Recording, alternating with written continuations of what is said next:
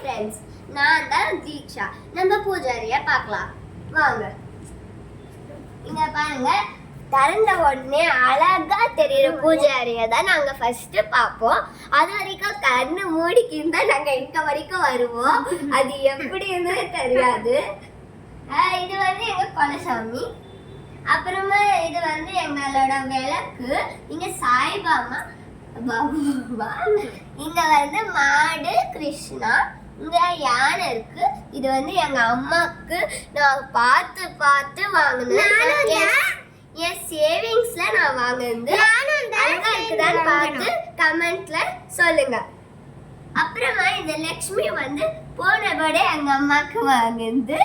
அப்புறமா இந்த கும்பம் இது வந்து நாங்க ரீசெண்டா ஒரு கோயில், சிவா கோயிலுக்கு போயிருந்தோம். அங்க வந்து ஈஷா ஃபவுண்டேஷனுக்கு போயிருந்தோம். அங்க வந்து லிங்கேஸ்வரனும் அப்புறமா நந்தியும் இருந்தாங்க. அதனால நாங்க வாங்கிட்டோம்.